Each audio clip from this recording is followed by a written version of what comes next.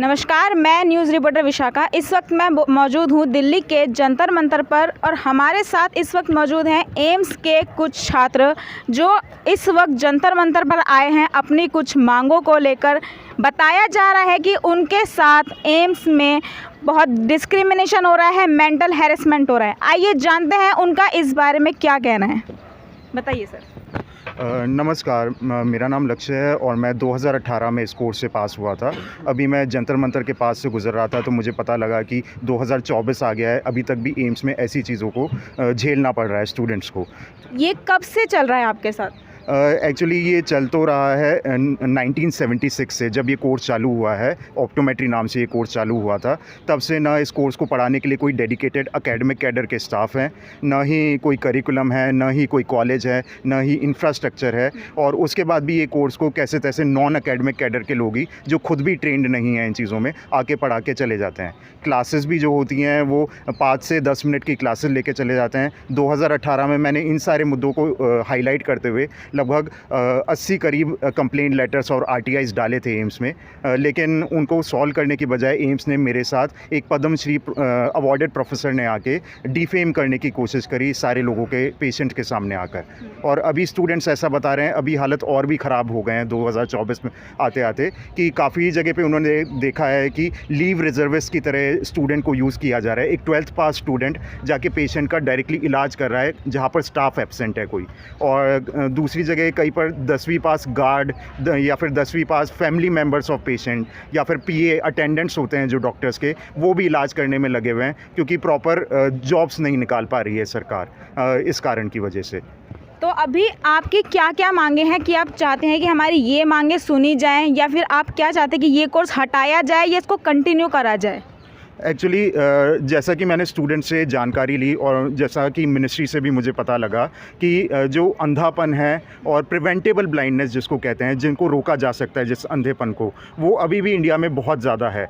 काफ़ी ज़्यादा रिपोर्ट्स भी आ चुकी हैं इसके ऊपर, और इस कायदे से इस कोर्स की बहुत ज़्यादा ज़रूरत है क्योंकि जो बड़े बड़े लेवल के डॉक्टर होते हैं वो केवल मेट्रोपॉलिटन सिटी में ही जाकर इलाज देते हैं, लेकिन गाँव-गाँव तक जाकर हम जैसे लोग ही इलाज दे सकते हैं। और हमारे देश को हम जैसे भविष्य की ज़रूरत है जो इन चीज़ों का इलाज कर सके, लेकिन इस कोर्स को सही तरीके से चला पाना भी बहुत ज़रूरी है। हमारी मांग बस इतनी सी है स्टूडेंट्स की कि एक तो अच्छा हेल्थ केयर सिस्टम होना चाहिए कि पेशेंट 10वीं पास से इलाज ना कराना पड़े एम्स जैसे बड़े इंस्टीट्यूट में आकर भी, और दूसरा एजुकेशन सिस्टम की क्वालिटी एजुकेशन मिलनी चाहिए, मतलब प्रॉपर टीचर होने चाहिए, प्रॉपर करिकुलम। तो देखा जाए तो राइट टू एजुकेशन और राइट टू हेल्थ केयर दोनों ही ह्यूमन राइट्स हैं। कोई हम बहुत बड़ी चीज़ नहीं मांग रहे। अगर मैं किसी कॉलेज में एक नेशनल लेवल का एग्ज़ाम पास करके आया हूँ तो ये मेरा अधिकार बनता है कि मुझे क्वालिटी एजुकेशन तो मिले और कुछ नहीं तो ये बहुत ही बेसिक सी डिमांड है। और ये जो इतने सालों से गड़बड़ी चल रही है एम्स के अंदर, जो भेदभाव होते हैं,